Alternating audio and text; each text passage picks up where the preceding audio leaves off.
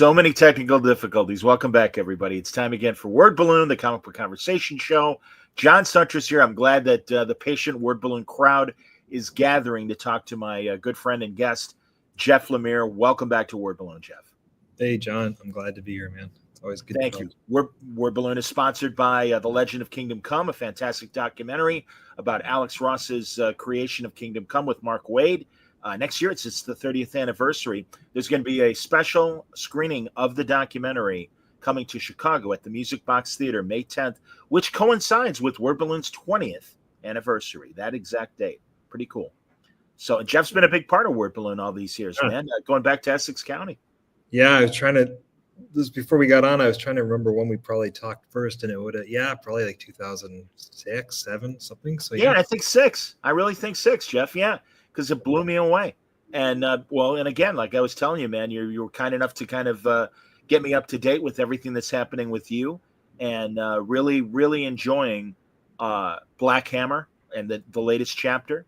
And forgive me the subtitle, because I'll try and put it. Spiral City, Black Hammer. Spiral City. And we're introduced to a whole new set of heroes and villains. Yeah. And Teddy Christensen doing the art. Teddy's amazing. Yeah.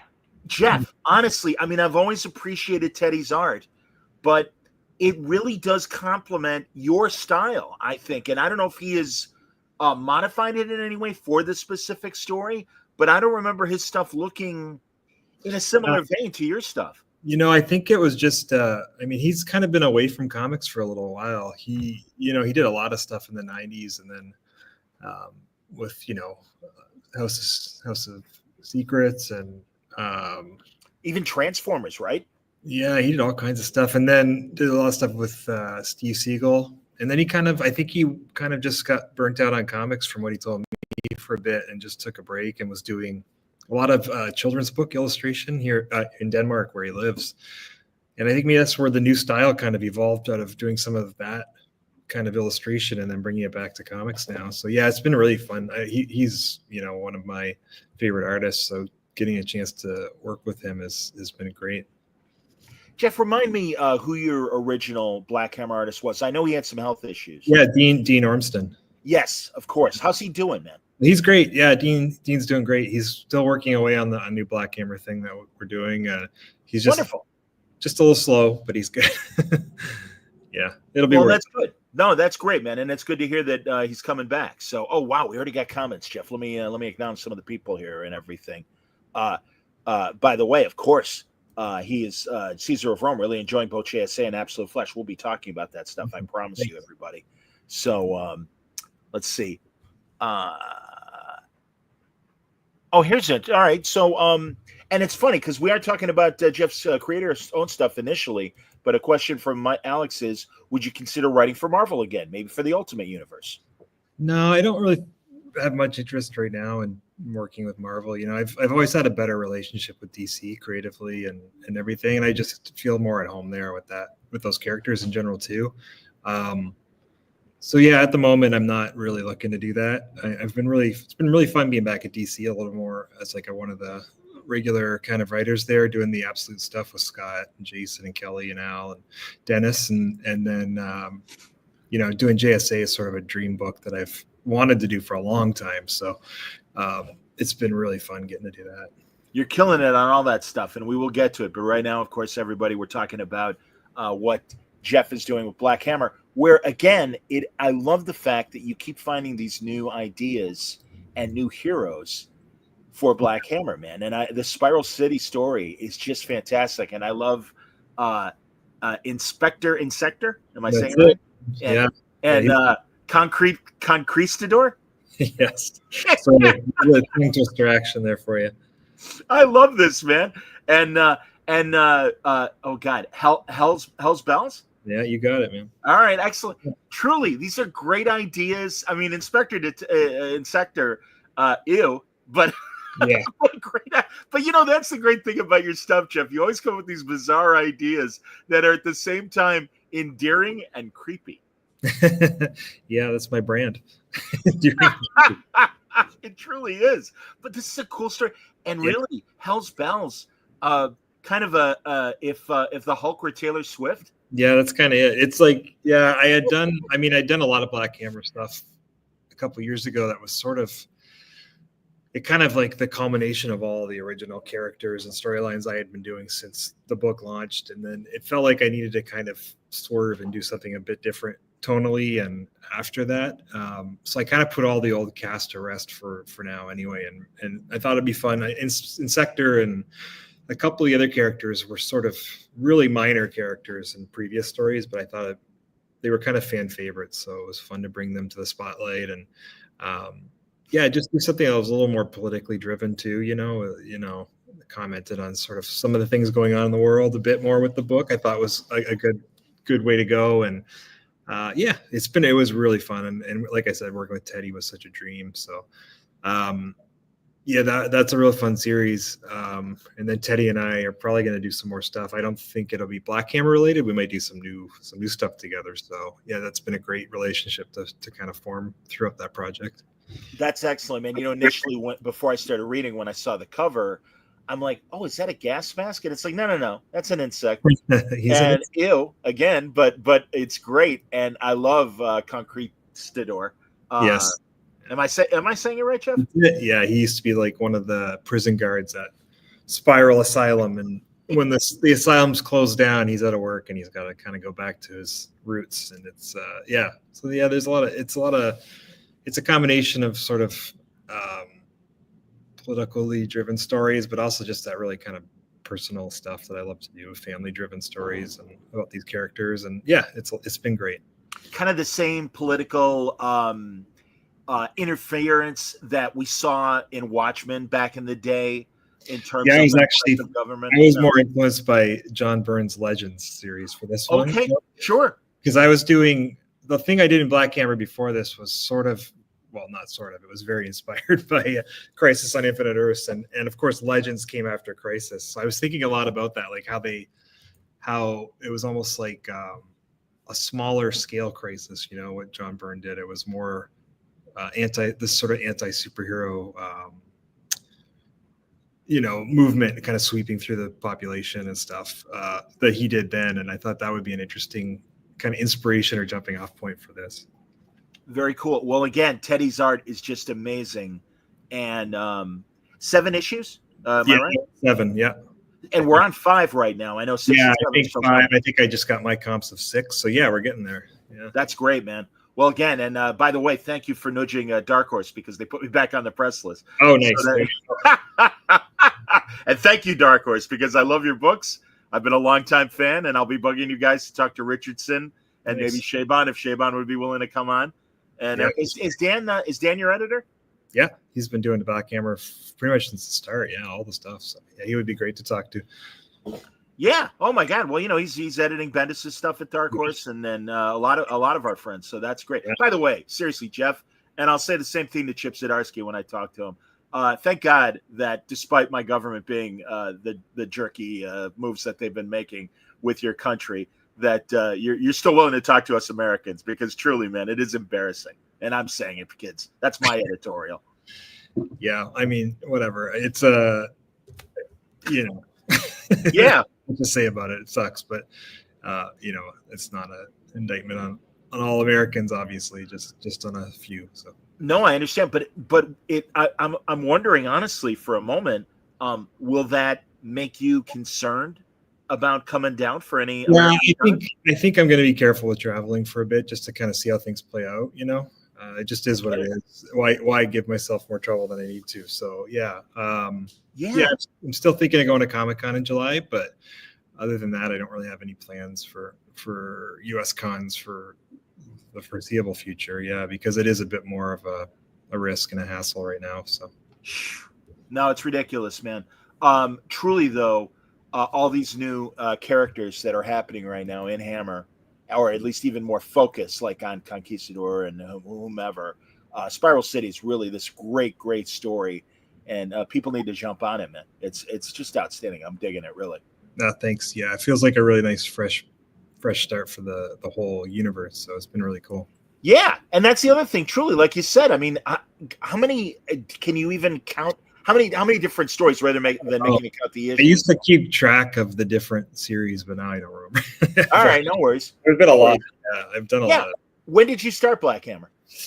We're coming up on the 10th anniversary of the first thing being published next year, I think, because I think it was 2016 that the first series was published. But I mean, I started working on it obviously a lot longer before that. But yeah, so I think we're going to try to do some stuff for the 10th next year. I know hopefully Dean, the story that Dean's been drawing, a Madame Dragonfly miniseries that he's been doing, will be ready to go for the 10th. That'll be nice to do something with Dean again. And then I've been talking with Daniel about some other new ideas, and whether they're ready in time or not, we'll see how things play out. But yeah. Great stuff, man. Truly. Well, now, before we get to what's happening with you in DC, I also want to acknowledge Minor Arcana from Boom. Oh, yeah. And really glad. Now, is the trade out? Yeah, the trade just came out, I think, last month. The first excellent 6 issues. Yeah. Very cool. And again, this is kind of, I describe it as a fantasy story, but really it's grounded in the world with some supernatural. Yeah. Just tell people what Minor Arcana is.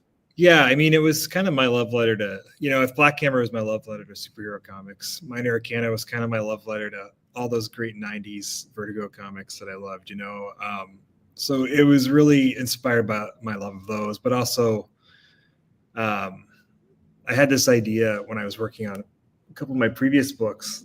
I kind of got really interested in the idea of these small town storefront psychics that you see everywhere, in cities and small towns. And so the basic concept is that the daughter of one of these storefront psychics has to come home to take care of her mom, who has been a psychic, and she's a fraud. Obviously, it's just like a money-making kind of thing. But as the daughter comes back to this small town that she's spent her life trying to get away from, she discovers she actually does have these psychic, spiritual, occult abilities, and suddenly she becomes really tied to all the people in the town who she spent her life trying to get away from. And this is it's really just a story about community and human connection and all those things. And then the cool kind of conceit that we're doing is that every person in this small town kind of represents one of the characters or archetypes from the tarot. So we're playing with the tarot a lot and using that as our visual kind of hook. And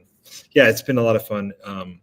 It's an ongoing book that I'm drawing and writing, so I haven't done that since Sweet Tooth, really. And yeah, it's been challenging but rewarding. Yeah, for sure. How do you decide, Jeff, in terms of what you want to draw versus bringing in an artist on a project? It's like at this point I kind of develop the projects for an artist usually. So like I'll know that I work with some of the same people over and over again now, like Dustin Nguyen or so when it's time, like for instance, if I know Dustin's finishing a project, I'll start thinking of ideas that will suit us as a team, and it's not that it's sort of the same with me. Like when I'm finishing a book, I kind of start thinking of ideas suited for myself, so it's kind of like, it's not a case of, I have this story idea. Should I draw this or should Dustin draw this? It's more like I'm thinking up ideas for myself or for Dustin or for whomever, which is a kind of a nice privileged place to be when you can kind of pick and choose your projects like that and your collaborators. But yeah, so that's hopefully that answers the question, I guess. I kind of think of things that suit me, and kind of catch my interest and that I would want to draw. And a lot of the stuff I end up drawing myself usually starts in my sketchbooks anyway. It's me, like, just messing around with ideas and visual ideas, and then characters will come from that. So, speaking of which, you also have this fantastic memoir that you're putting out through Dark Horse, 10,000 ink stains. 10,000, obviously, is that the Malcolm Gladwell kind of 10,000 hours reference? Yeah, it's kind of, this book is kind of real labor of love. It kind of charts my whole career. It goes from every book I've done from back, I first started talking to you back in the early 2000s up until Minor Arcana, and it kind of goes through my whole career book by book in chronological order. And then it kind of, I write these personal essays that kind of discuss the genesis of the project and what was going on in my personal life at the time that may have influenced these books. And then I also kind of open up my sketchbooks and you see all the process material and stuff like that has never really been shared for all my books. So yeah, it's a big 200-page hardcover that it's part memoir, part retrospective art book, but it's really, it kind of charts my whole 25 years of making comics so far, and I'm really proud of it. 25 years, Jesus, man. I know. Is it out now? Is it currently out? It's coming out in July. Yeah. So okay. Debut it at Comic-Con, I guess, is the idea, with Dark Horse is printing it. So yeah, really, really proud of it. Well, and Mike Oming asked me to write his art book a couple of years ago, cool. which was really, it was a really nice compliment. And I really appreciate now seeing others and how they do things. And this really, beyond showing the art and the process stuff that you show, I love the essays. I mean, you really are, we're getting inside your brain, man, which is pretty cool. I don't often talk about personal stuff. I usually keep it pretty focused on the work, but this was, I think, an opportunity to sort of, kind of tell a bit about my life too, and how things that were going on, like I said, influenced the creation of these different books, and kind of peel back that layer a little bit, and kind of hopefully make more of a personal connection with my longtime readers, and put a little bit more of myself out there. Understood. A couple questions from the panel, or the chat rather. Paul Stevens, love the Black Hammer books. I have all the floppies and amazing library editions. Hope we get to see Essex County in UK. And in fact, another Essex County question from Ryan.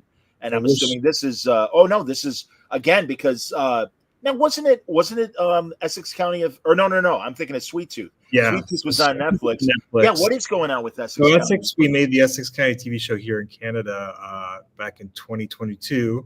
And I wrote it and was the showrunner and everything. And it was a 6-episode miniseries. So it aired here in Canada, and unfortunately, it just hasn't found a home outside of Canada yet. And I'm not totally privy to all those conversations. The other producers are kind of the ones leading the charge on that, but I don't really know why it hasn't found a place here yet. Hopefully it does, but I don't have any updates on that yet, unfortunately. Tell me about the television writing experience for you. How was that? Oh, it was really challenging, honestly. I'm glad I did it, because it was, an experience, and I can say that I've kind of scratched the itch, but it really made me more than anything appreciate the immediacy of doing comics,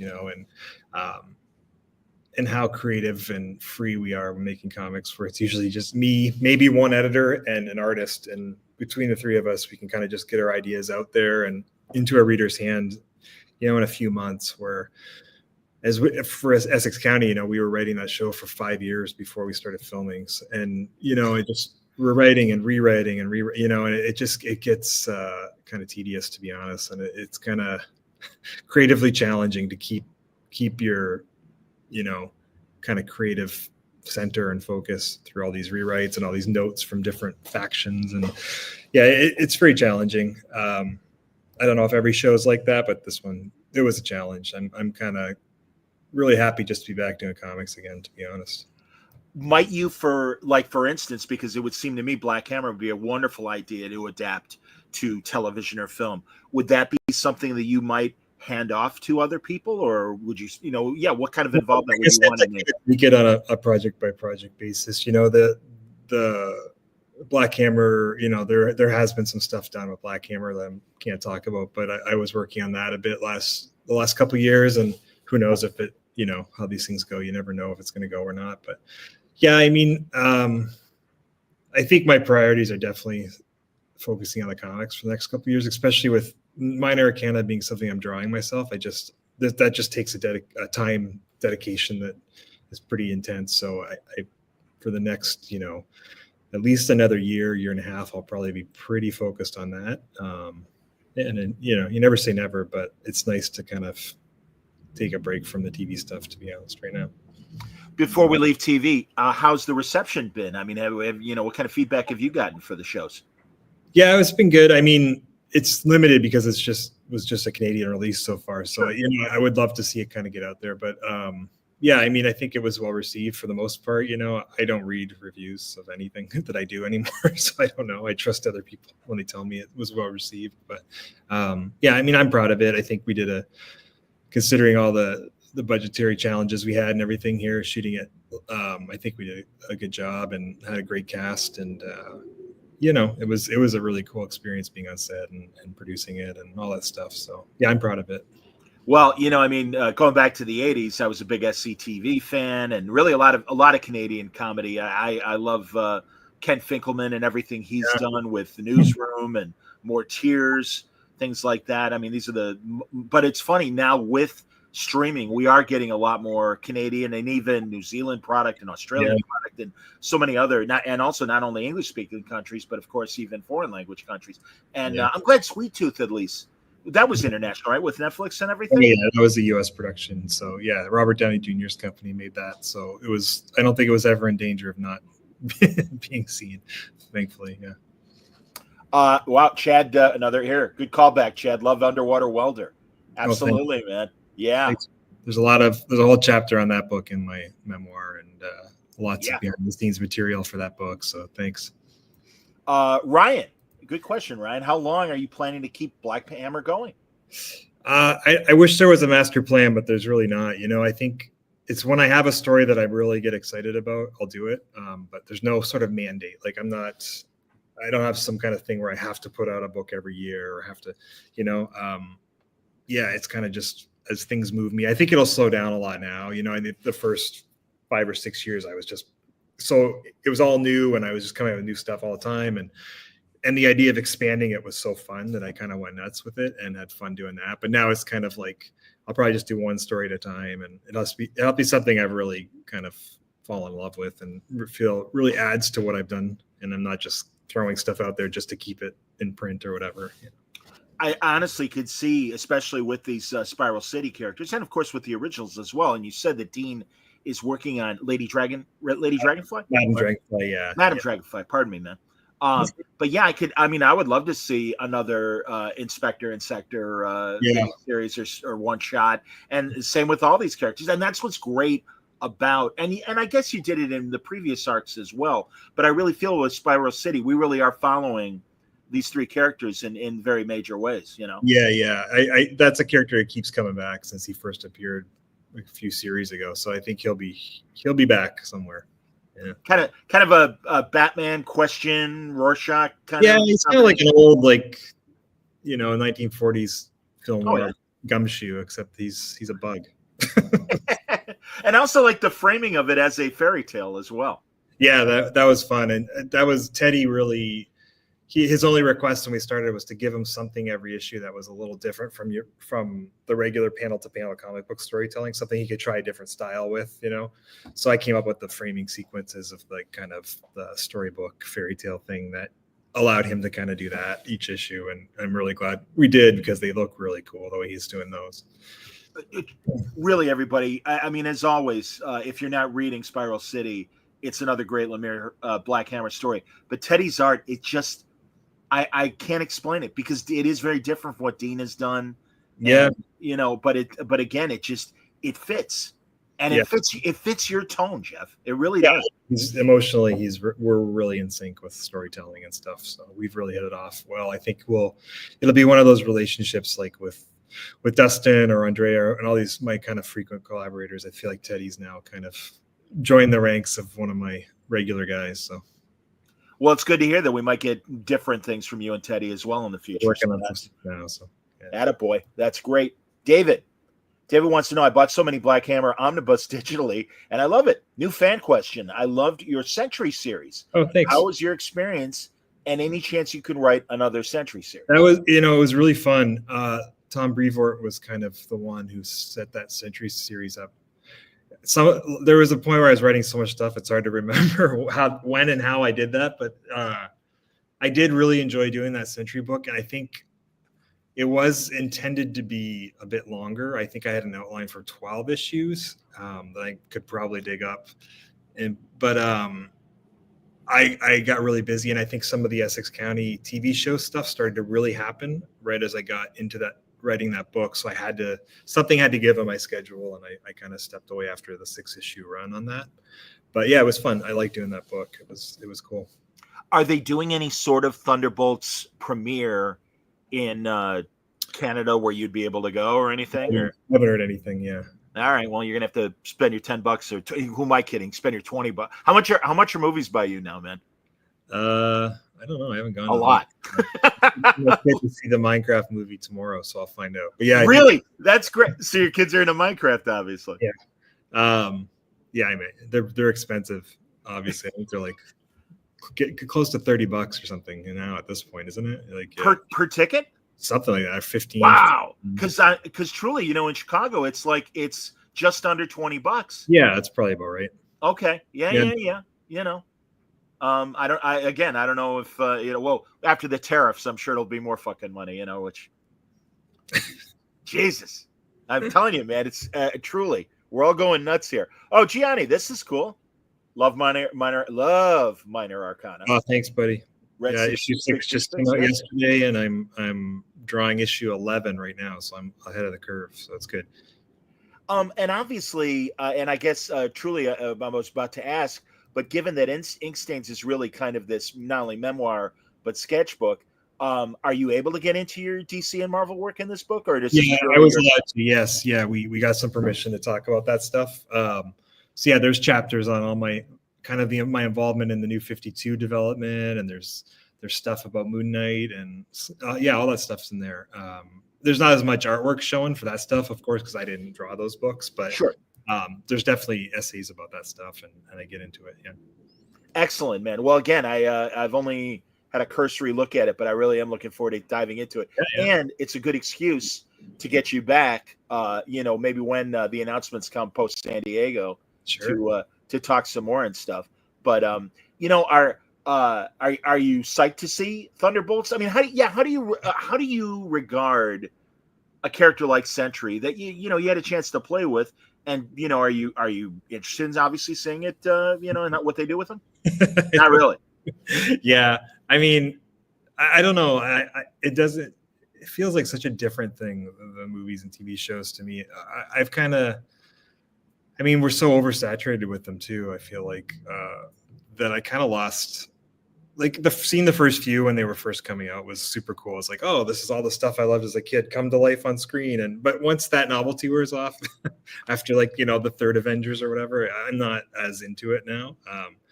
Even Moon Knight, which I think was pretty heavily influenced by some of the stuff I did, I didn't really feel a connection to it.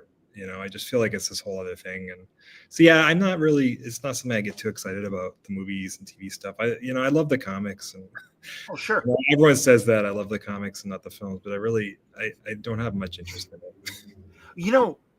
Well, they have to evolve. And it's a conversation I've been having with guys like Tom King, that's in the belly of the beast, with James Gunn, developing the Supergirl thing and the Green Lanterns TV show and stuff. And yeah, man, I am with you that. And especially given that it's been, almost, we're only 3 years shy of 20 years since Iron Man, and it's like, no, you got to give us something different. And again, I would point to people like yourself that take not only the established characters, but what you're doing with your own characters as well.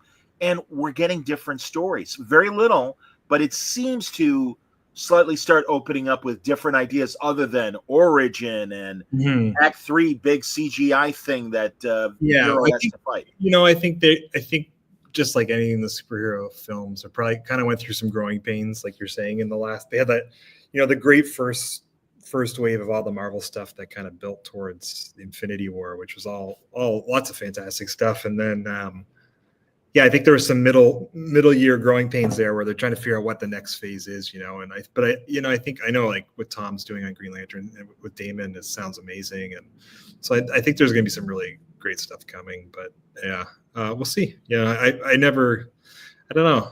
I just never get that excited about the film and TV stuff. No, it's cool, man. It's not my thing. Jay Mayo. I've been catching up with Black Hammer, just finished Reborn.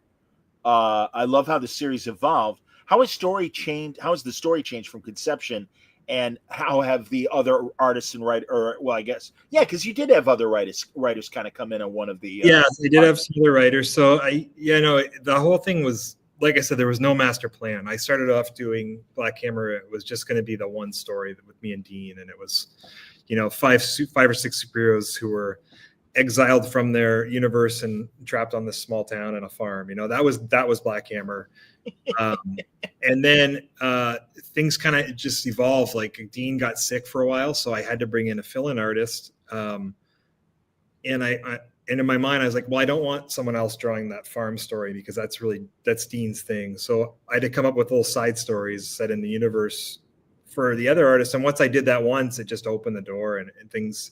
And then I'm like, oh, I could tell these other side stories and bring in a whole bunch of other cool artists I'd want to work with. And it just kind of evolved from that, and then it's kind of like with all like creator and stuff, you kind of, I mean, with Black Hammer, it's a little different where I kind of have the story and the character, and then we find cool artists that would suit them, and so it was really fun to let that whole thing grow and sort of expand and build a whole universe of my own, which was not the original intent, but it was really fun to do. So, yeah. Have they, like you said, Teddy kind of with the fairy tale framing, or have any of these artists or even other writers made you rethink, or even that's a good idea, let me expand on that? Yeah, I mean, you're always feeding off the artist. Like every artist brings something different to those characters, and the way that they'll design them or draw them, or the way to tell the story, and then you kind of adapt on the fly, and your idea and your story kind of evolves as you see how they're. So that's always, that's the creative sort of conversation that's always going on between the writer and the artist, or it should be. You should be flexible and kind of open to them bringing stuff to it, and then because that can just push you to let the story grow and evolve too. So yeah, that's always going on. I can't think of other specifics, but that's always the case to some degree with all the books. Yeah, you're spinning a lot of plates, man. I understand that you can't go back and remember that kind of detail, so that's fair. Shub Patel, interesting name. As a writer and an artist, do you use sketches and outlines to direct your artist sometimes, or do you just let the artist interpret the script completely? I just let the artist do it. When I first started, I was always a cartoonist first. I didn't really think I would be a writer, so I was doing Sweet Tooth and Essex County and these books where I just drew my own stuff. And I had never written a script for another artist to draw. But when I got asked to do that back, I guess it's probably 2009, 2010 that I was first asked to write stuff for DC. The first couple projects I did, there was a bit of a learning curve where I was giving them little thumbnails of how I would draw a page or whatever. And I found that I found that when the less art direction I gave and the more freedom I gave the artist, the better the results, because you got to let them be themselves and bring themselves to it. And I'm kind of in a lucky position, unlike a lot of other writers, where I also get to draw my own comics every month too, so I kind of get to scratch that itch already doing my own thing. So it's really easy to take my hands off and just trust my artists on the stuff that I'm just writing. And also, having drawn stuff that other people have written before, I kind of know myself. I do my best work when I have the most freedom to kind of interpret the scripts. So and I also get to work with really great artists. It's easy to trust people like Dustin and Teddy and whoever, all these great people I've worked with. So yeah, I tend to be pretty hands off with art direction and my script. As we transition into some DC talk, one of your early DC pre-Flashpoint stories that I remember really enjoying was the Superboy backup that you wrote. That would have been the second thing I did. So I did.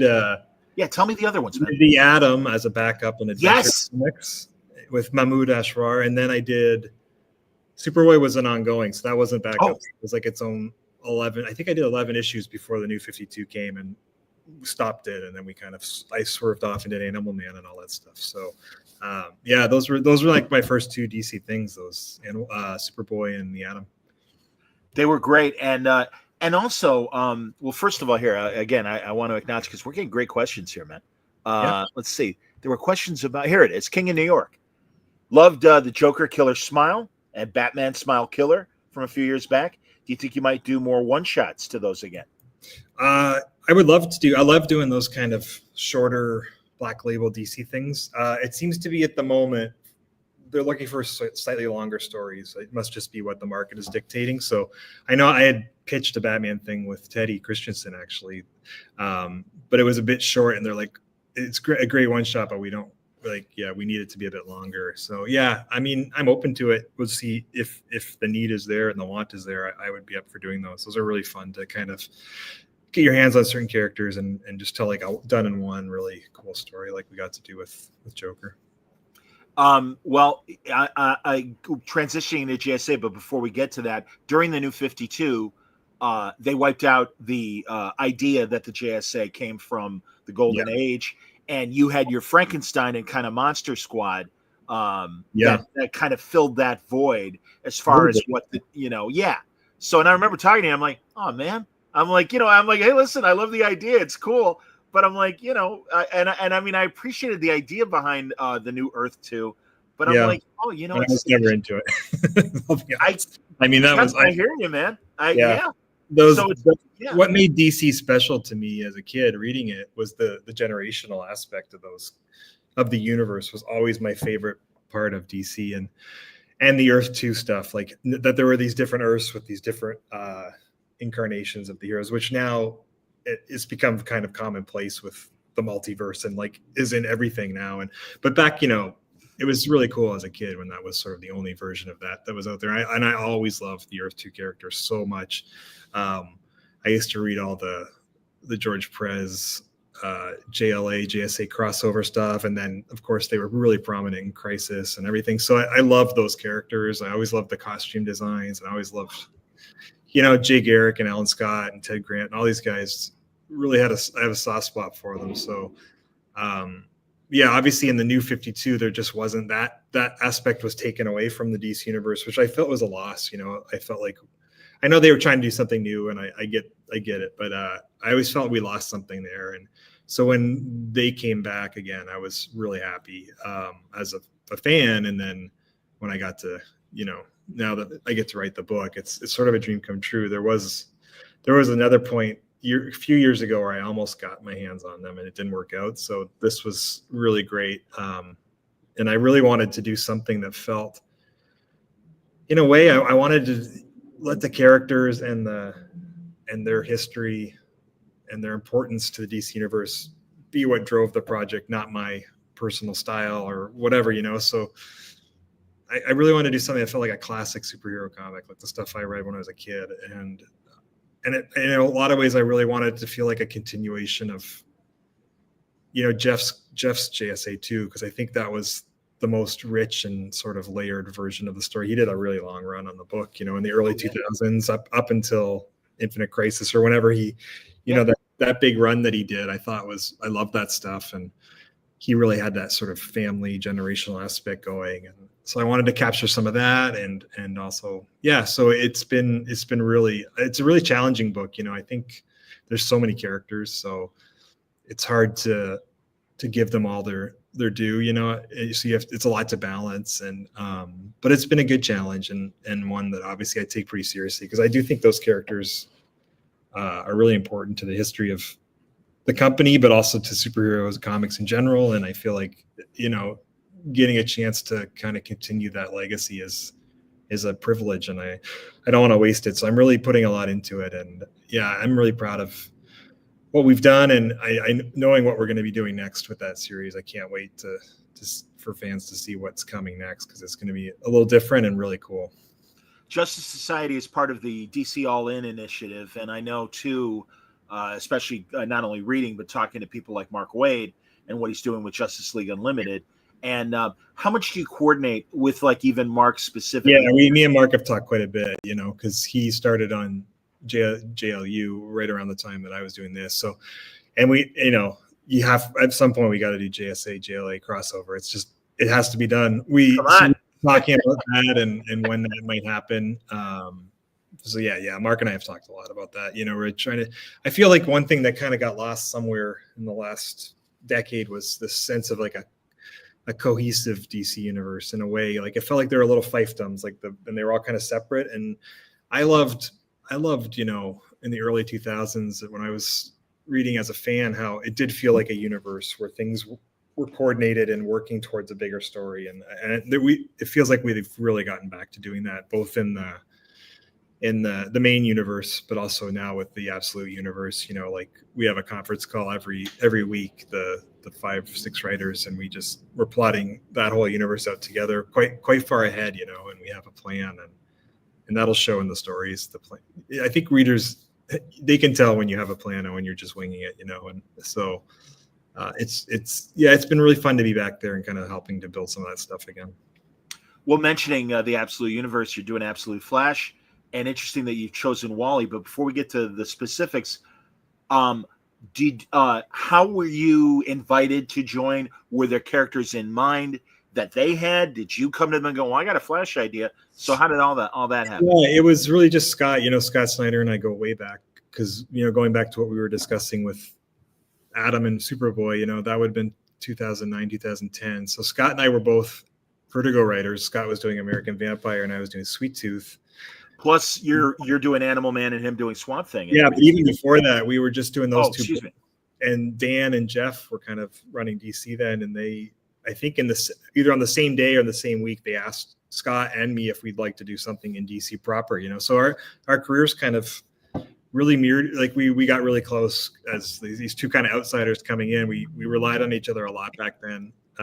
As sounding boards and stuff. Scott got Detective Comics and I got Superboy, and then we were in the New 52, that whole experience, and him doing Swamp Thing and me doing Animal Man, and so we've our careers have kind of been really tight and close, and then we've gone off and done our own thing, but now it's fun to come back. And yeah, he called me, I guess it would probably have been 2 summers ago, he called me with this idea for the Absolute Universe, and taking this kind of wild swing to do a new reinvention of the universe, and at that time it was me and Jason and Scott, I think, that were the first 3 in the door, and we weren't really discussing specific characters yet. I think Scott wasn't even thinking he was going to do Batman. I think that was not decided, and we knew there would be a Superman and Wonder Woman Batman book, and then Jason quickly kind of had some Superman ideas, and Scott quickly decided he did want to do Batman. And yeah, the Flash seemed like an interesting one for me. I think there's a couple of things that attracted me, back when, in the Silver Age, when they kind of reinvented the characters back in the Silver Age, it was the Flash who kind of led the charge there. So I found there was a legacy aspect or a cool thing there that I loved, and I wanted him to be part of it. And I also just, as Scott and Jason and then Kelly came in and Al, and they started, we started figuring out what they were going to do. I kind of saw an opening for a younger character, much in the way when the original Ultimate Comics launched. Bendis's Spider-Man was like a teenage Spider-Man, and it had its own energy, and it kind of stood out because of that. And I kind of saw that as a cool opportunity to kind of have a teenage hero in this world. And the thing that really hooked me was this idea that there had never been any Flashes in this world before, unlike Wally West in the regular DC universe, who has a frame of reference. He knows Barry Allen, he knows Jay Garrick, and so when he starts getting super speed and these powers, it's not totally terrifying to him because he has a frame of reference. Whereas in our universe, this is all new. Like, these things are happening to him. He's experiencing these things and these powers, and he has no idea what this is. It's terrifying to a kid, a 15-year-old kid. It's absolutely terrifying, and he's got to kind of figure out what it is, and if it's good, if it's bad, we doesn't even really, it's not even super speed at this point. Like, that's maybe not even all he can do. It's really open to becoming something more and different, and then kind of taking that fear and just sort of using the anxiety of being a kid and a teenager and trying to figure out who you are, and these two things playing off each other. That was sort of what really hooked me on the story. I love it, man. And I really, the echoes of Showcase 4 and that first Barry Allen appearance are in there, but again, in a very different way.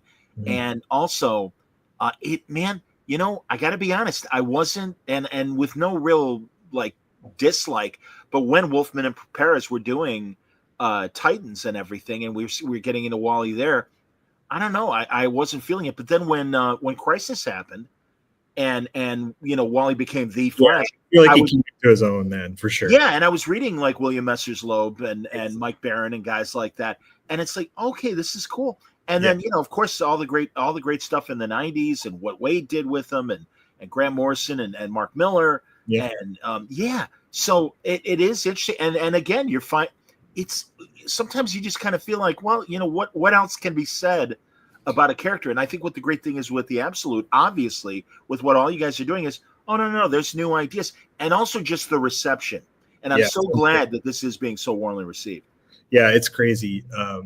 Someone told me it was the highest selling Flash book since the Flash #1 coming out of Crisis in 1987. So, I mean, it's unreal the way that people, retailers and fans have responded to these books. I mean, I kind of figured there would be some excitement around it at the beginning, but it's kind of kept going. And yeah, it's cool to be a part of something that's been so well received. And yeah, I think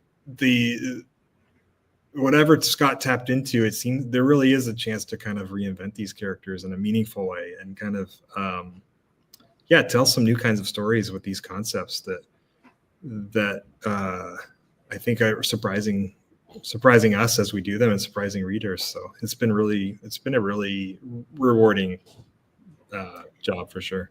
Based on my conversation with Scott that I had a couple weeks ago, I'm really glad too, and just as a reader, that eventually, obviously, these characters will get together and meet, and I realize that, and I'm sure there'll be some form of a Justice League or whatever. And in fact, Scott even telegraphed to me that something big's going to happen at the end of this year and also next year and everything. But I do kind of like that you guys are being allowed a chance to let these books breathe, yes, and find their footing individually. Yeah, where we're not rushing into any team ups or crossovers. Like I said, we have a plan, but we're not rushing it. The important thing is that we each get the room and the space to tell these stories and really build these characters, so that if and when they ever do meet, like we really feel like we know them at that point, and we're not just, it's not just a gimmick for sales or whatever. There's got to be a reason for them to meet. Having said that, I think the first kind of step in the bigger plan comes with the Free Comic Book Day story that I wrote, which I guess it comes out in May, so soon. Yeah, a couple weeks.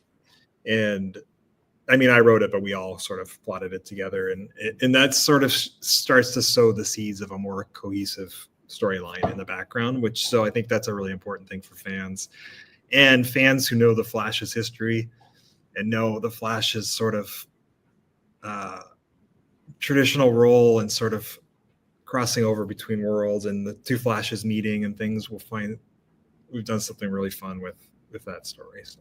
Interesting. Okay, that's cool. I would imagine too, much as I've discussed with Scott regarding Batman's rogues, perhaps new interpretations of the Flash rogues. Yeah, I mean, that's the other thing that's so attractive about writing the Flash is I think maybe aside from Spider-Man and Batman, he's got the best rogues gallery of all the heroes, in my opinion. So they've sort of become really important to the book, the rogues as well, and to the point now where they're almost like secondary. They're almost co-stars in some issues, and their role is sort of expanding as I get deeper into the book, so they're really fun to write. And then obviously I haven't used all of Flash's villains yet, so there's still all these other great concepts that are waiting for me to find new takes on them when I need them. So are we 2 or 3 issues as far as what's on the stands in? Two have come out. Yeah. Okay, that's what I thought. Yeah, the second issue. Like 12 right now. So yeah. Fantastic. Attaboy. Yeah. No, it's great. Seriously, man. It really, and it was, because at first I'm like, all right, let's see what happens. And also, you'll forgive my cynicism, but sometimes I get it. I would be cynical too. We've seen so many reboots and so many reinterpretations of these characters already. I totally get the cynicism, but we just kind of hit something with this that seems to be working. So, it's some sort of weird lightning in a bottle that we're all kind of enjoying in the moment. Caesar wants to know if any plans for an Absolute Linda Park or an Absolute Reverse Flash. See issues 4 and 9, respectively. Outstanding, man. That's fantastic. Here, let's see what else we got here. There's a lot of. This is interesting, and I didn't remember that you had this. Anything you could tell us about the original plan for the Inferior 5 series? Yeah, I mean, that was kind of heartbreaking. It was, Keith Giffen was one of my absolute heroes. Growing up, being a big DC fan in the 80s and 90s, like Keith was a giant. He was doing so much stuff that was hugely influential on not just me, but my whole generation, and so getting to know Keith as a peer and a friend working at DC was amazing, and we really hit it off. We had a special kind of bond where we loved to kind of tease each other, and he was the grumpy old man, and I would kind of bug him about that, and we just had a good chemistry as friends, and that was fun. And then the Inferior 5 thing kind of came about. Dan DiDio wanted me to help work with Keith on that and write it, and so it was really exciting to do a project with Keith like that, where he was drawing it and I was writing, and then I was drawing the backups of the Peacemaker before Peacemaker became John Cena and everyone knew who he was. But it was really fun. I think Keith, I don't like to reveal things about other people's personal lives, but I think Keith's health was not the best at that point. So that I'll just say that kind of influenced the bigger plan that we had. Maybe we couldn't do quite as much as we wanted, but and sales weren't there, I'll be honest. So those two things, it just kind of got shortened, and we tried to do the best we could with what we had to work with there. But would you might shoehorn some of those ideas into a JSA story or some other DC thing? I don't think so, because it was all really coming from Keith. He was the idea man on that one. He was throwing the ideas at me, and I was just kind of taking all these crazy things and trying to give it some narrative shape, which, talking to other writers who have worked with Keith over the years, that seems to be the common theme with the co-writer of a mile a minute, 10 ideas coming out of his mouth at once, and you're trying to somehow, give shape to them. It's fun. It was really fun to do. And it was like a pinch me moment of Keith, on the phone with Keith, he's throwing plots at you and you got to get off the phone and try to make a script out of it. But yeah, so a lot of this stuff was kind of generated right from Keith and with me trying to wrangle it. So I don't feel like it would be cool for me to take any of that stuff and do it without him. Have you had those conversations with JM DeMatteis, for example?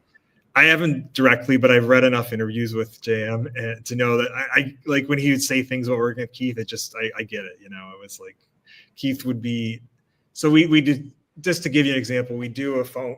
It's so different from how I work. I write a full script and then the artist draws it, right? Where with Keith, it's like you get on the phone and he starts talking about ideas and you're like, okay, you're trying to write stuff down that he's saying is going to happen in this issue. So you're like, okay, I think I know what he's going to draw. And he draws it first. Like I don't write a script. So he just draws, he'll go and draw it and you'll get his pencils and it's nothing. It's not anything that we've talked about. And you're like, what the fuck is this? And then you're like, and you'll ask him like, what's going on here, Keith? Who is this character? And it's always the same. It's like, I don't know. You're the writer. And he just won't tell it. You don't do anything. Then it's like a puzzle.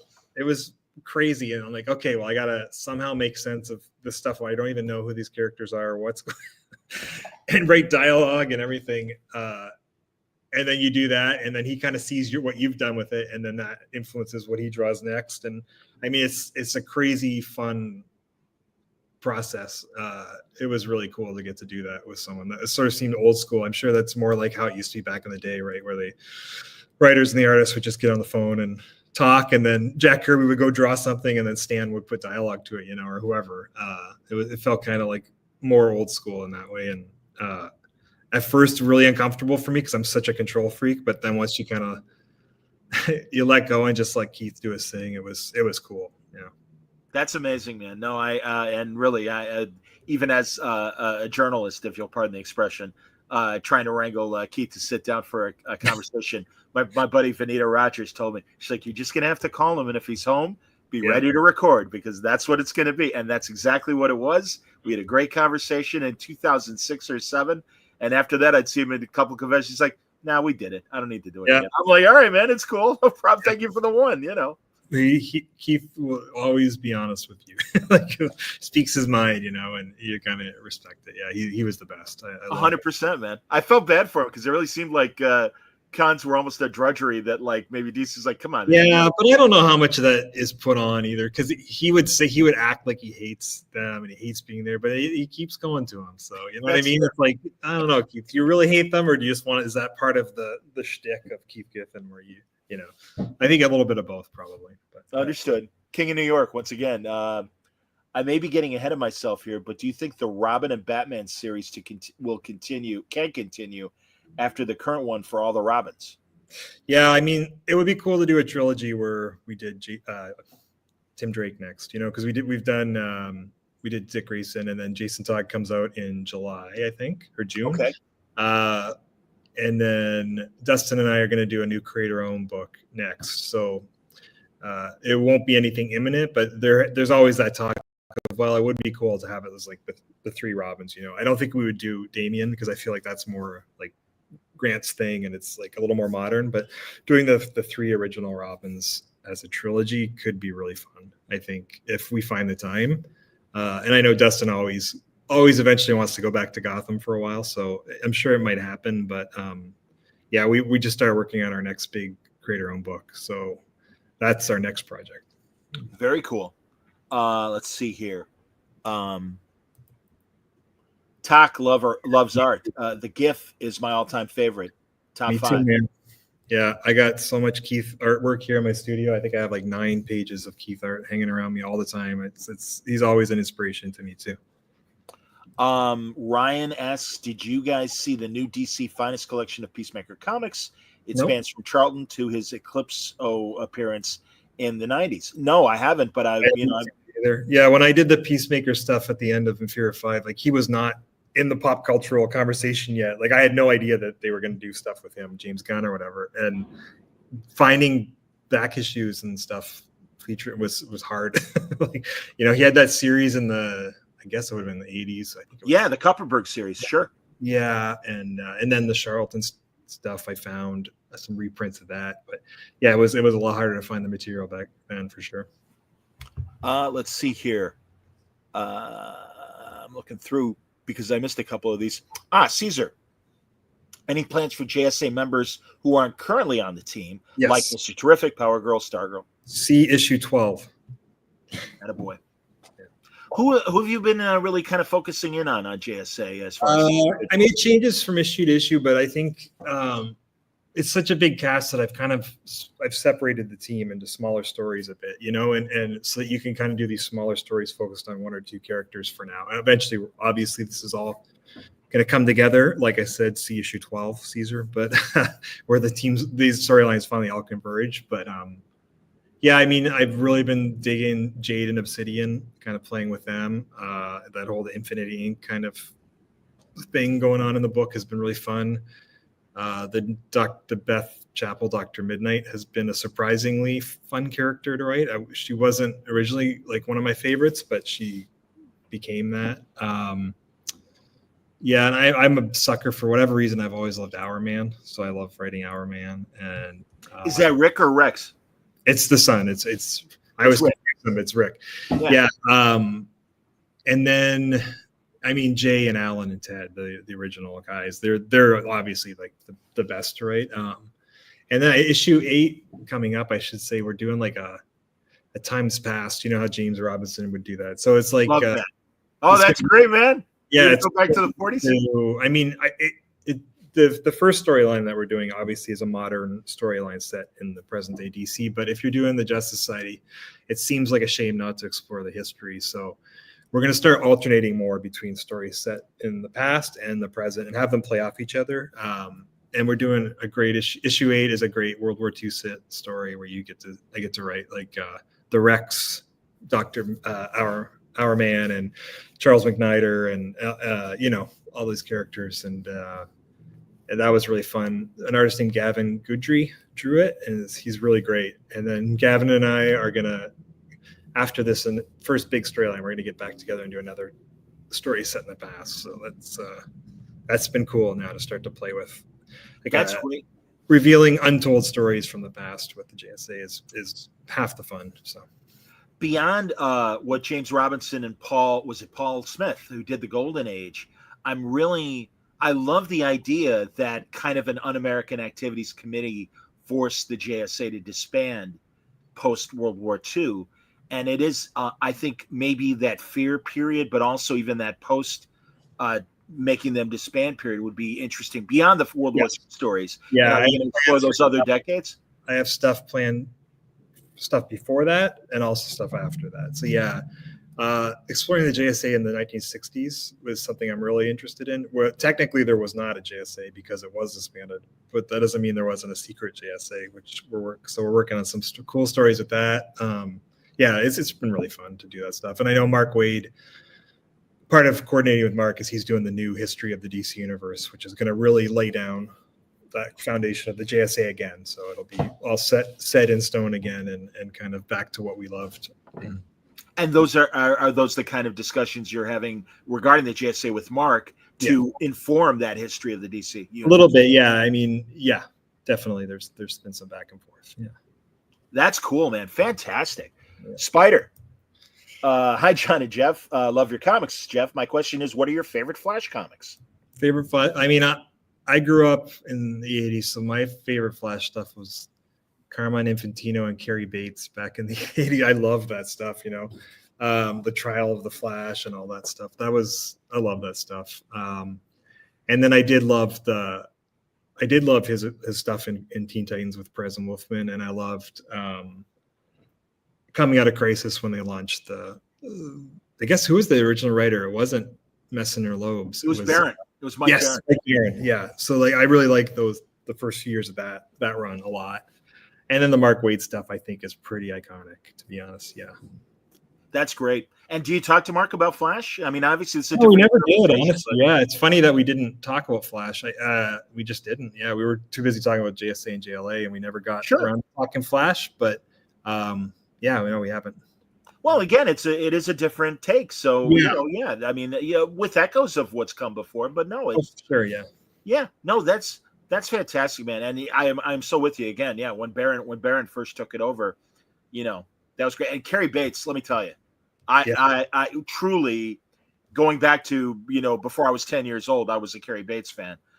With everything, Superman and Justice League and everything. Yeah. And I'm so glad that Mark Miller on his Miller Time podcast, if people don't know, look for it on YouTube. He recently, I believe last year, fantastic conversation with Carrie Bates. I'll have to find that. I didn't know that. Yeah. I've been trying to get him on the show ever since I started, and it's fine. And if I'm glad someone got to talk to him, and it's good that it's peer to peer, that writer to writer, Mark could have that kind of conversation. It's great. It's excellent. Let's see here. There we go, Cole. I'm really loving The Phantom Road. Glad it's back. Yeah, I love writing that book too. Yeah, it's been fun. Gabriel Walter, the artist, is incredible. I love working with Gabriel, and but we just wanted to take a little break to make sure he could get ahead again, so that when it came back, we could keep it going for a while. So yeah, we're excited to be back too. I think this new storyline is our favorite. It kind of jumps back to the 90s and tells the story of the father of our main character when he was an FBI agent. And we started to now finally give some answers to like what the hell is going on and kind of laying down the mythology a bit more. It's been really fun art to do. Is Phantom Road, is that Image or which publisher? It's an Image book. That's cool. That's cool. And I mean, how do you decide, Jeff, which publishers to go to? It's project to project. Honestly, you just find stuff, it's, all the Black Hammer stuff found at home at Dark Horse. That's an easy decision and then some books feel like Image books to me. And then, on Arcana, I had known Eric Harburn and Matt Gagnon at Boom for years, but we'd never got a chance to work together. So that came out of us kind of talking about doing something together and me discussing different ideas I had, and they really latched onto that one. So it felt like a cool opportunity to work with a new publisher there. It just really depends, on you're weighing business things and also creative things, and it's always a bit different. But I do like to kind of spread my stuff around, and not be all in at one place. Frederico. Excuse me, Frederico. I didn't see the vowel. Just want to say the Black Hammer Library Edition is beautiful. Oh, thanks, man. Yeah, yes. Dark Horse does such a nice job with their collected editions, and which is one of the reasons I chose to do my memoir with them, because they do such beautiful hardcovers. Yeah, that's great, man. No, it's exciting. And again, everybody, this fantastic memoir, Ink Stains, is coming in July. And I would imagine, again, right in time for Comic-Con, as Jeff was saying earlier. So that's going to be great and a good excuse for us to get back and talk again soon. Am I missing anything, Jeff? What else is going on? Yeah, I don't think we got everything. I got a lot of new stuff cooking, but nothing announced yet. Yeah, so I'll have a new book with Destin, a new book with Teddy. Yeah. I think. Oh, there is another DC project that you're gonna love, John, but I can't tell you. I can't tell you what it is. I respect that. It's all right. I like as I always say. It's another kind of scratching my DC 1980s fandom itch. So yeah, it's gonna be a good one. Excellent. That's fantastic. Here from some Okie dude. Are there any artists that you'd like to work with in the future? Oh gosh, yeah. There's so many incredibly talented people. Some artists I'm enjoying a lot right now. I would say Hayden Sherman, who's doing the Absolute Wonder Woman, is incredible. Yes. Yeah, but you're always discovering new people. It's hard to keep track of. But yeah, they've really impressed me with their work. And yeah, so and there's. Whenever I get put on the spot trying to think of these artists, it's like I can't think of in the moment who they are. But yeah, there's so many talented people out there. Be lucky to work with. Gary appreciates the tease. 80s DC, don't threaten me with a good time, man. Get ready, man. It's the ultimate 80s DC book coming your way. I can't imagine. That's fantastic. I lived that period. I don't know, man. That's great. King of New York wants to see you maybe do some with Dan Moore. Dan Moore is very busy, though. Incredible. That guy is incredible. Yeah, he's busy. He's fast, though. But yeah, he's doing like 7 projects. Yeah. Let's see. Yeah, I agree. Samoki says, yeah, DC really cooked in the 80s. Totally, man. Yes. That's when and now I'm blanking, the executive editor, the great those Meanwhile newsletters that he put in every thing. Giordano. When Giordano was running things, and Mike Gold was convinced to come back to DC when he was doing all the first stuff and everything. Yeah, it was an exciting time, man. They're over and all those guys, Tim Truman, and yeah, that was a great period. Absolutely. Well, and again, and it was so unexpected. This again, not only what's happening with the Absolute universe, but also DC All In. It's like, no, these are great ideas. God, I love what Cantwell's doing with Challengers of the Unknown. Mm-hmm. Yeah, I think DC line's really strong right now. The New Gods book that Ram and Evan Cagle are doing is fantastic. Completely agree. I think all the Mark Waid stuff has been great for a couple of years now, and what Kelly's doing on Birds of Prey, and yes, my friend Tate Bromble's doing a great run on Batgirl, and I think there's some really interesting artists and writers doing some cool stuff. There's a lot of freedom right now at DC, like creative freedom for us to really own the books and kind of make them our own. And there's a lot of trust there for us to do that. And that's, the more trust they give us, the more freedom they give us, that's when you get the best stuff. So I think we're all feeling it. I think back to what Greg Rucka once told me about DC and Marvel, that it really is kind of the tortoise and the hare. And that Marvel sometimes seems more nimble and bing, bang, boom. And then all of a sudden, here comes DC with some ideas and everything. And they just kind of slowly, suddenly they're, and again, no disrespect, everybody, to Marvel. And in fact, some Marvel conversations are happening next week on Word Balloon, so don't worry. But I won't deny that my first comics were DC comics, and I came to Marvel a little later. Were you a DC person first as a reader? I was a DC kid. I don't know why, because most of my generation was really like, it was all the X-Men and all that stuff. But yeah, I was always, for whatever reason, drawn to the DC stuff. Crisis on Infinite Earths came out when I was 10, and I think that was just such a massive story that featured so many different characters, and it really captured my attention. So then it was really me trying to figure out who all these characters were, and then exploring all these different Earths and universes. And so DC just captured my imagination, I think, at the right time. And that was always, obviously I would read certain Marvel stuff, when it came out. It was always great stuff, but it was mostly DC was my focus. Who were your Marvel guys? Mine were like Captain America and Iron Man. Even when Iron Man, I read Iron Man for whatever reason a lot. Like I read all the, I was really into the old John Romita Jr. stuff, like the Demon in a Bottle, and after that era, like I was reading all that stuff. And big Captain America fan too. I'll admit. Yeah, I always liked Captain America when I can't remember who was doing the book, but I always just remember the Mike Zeck covers. Whenever that era, yes, they're so good. Oh God, I think that might have been Mark. It might have been J.M. DeMatteis. Yeah, it might have. I can't remember now. We always check in on the X-Men stuff because it was always interesting and exciting back in the 80s and 90s. So yeah.